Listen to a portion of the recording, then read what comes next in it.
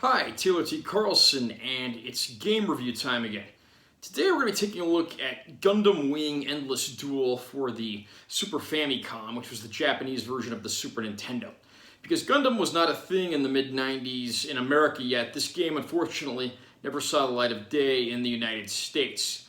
That's a damn shame because this is actually a pretty entertaining fighting game involving giant robots, obviously, and the game actually uses a modified version of the engine that was used in Mighty Morphin Power Rangers, the Fighting Edition, although it's been a little more perfected and fine-tuned here. Fans of the Gundam series are going to be won over by this game from the moment they turn it on, if they manage to get their hands on a playable copy, because right from the get-go you get a great opening cutscene that actually is based on the intro to the TV show, although the music used is actually based more on the music from the second intro. Now, if you're a Gundam fan, is this going to be something that's worth hunting down? I'm going to give a few assessments here, and that'll hopefully be able to help you make your decision. Gundam Wing, the anime, of course, revolves around several young men piloting mobile suits called Gundams going to confront enemy political organizations on Earth, but it's not long before everything quickly spirals out of control and the objectives change pretty drastically. By the end of the 49-episode TV series, nothing is the way it was when things started out. In this game, you select one of the playable mobile suits, and it's one-on-one battles, playable in the typical fighting game format, not unlike something like, say, Street Fighter. The playable mobile suits in the game are Wing, Wing Zero, Tall Geese, Heavy Arms, Death Scythe, Sandrock, Shenlong, Mercurius, and V8. Certain game modes, there's a code you can enter, and you can play as the Epion, which is one of the advanced mobile suits introduced later in the TV series.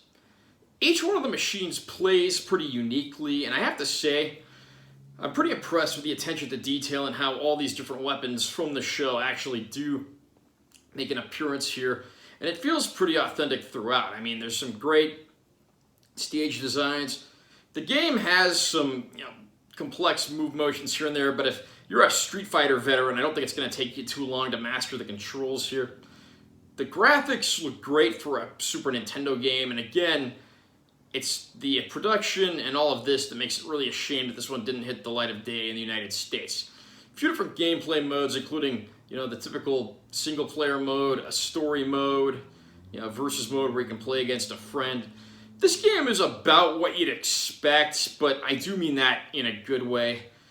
There are a lot of games for the Super Famicom, the Japanese Super Nintendo, that were based on animes, but they didn't see the light of day in America because those animes were not yet relevant in the United States at the time.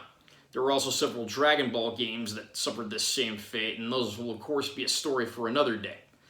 I've got to say, I wish the story mode in the game was maybe a little more comprehensive, and I wish there were more of the grunt mobile suits playable, like the Tragos, Leo, Ares, and like the Virgos that are introduced later in the series, because as is, you pretty much just play as the major suits from the game, though you do have a decent 8-character roster to choose from, 9 if you choose if you include the Epion that's playable in certain game modes, and fans of the anime series will recognize these characters, they'll be impressed with the graphics, they'll like the production, and they'll certainly like what they see.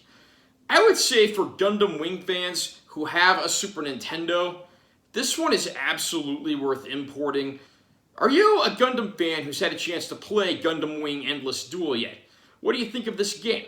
Comment down below and let me know what you think. Also remember to subscribe to this channel because I'm always posting new videos, and give this one a like if you found it helpful or interesting. I'm Taylor T. Carlson. See you next time.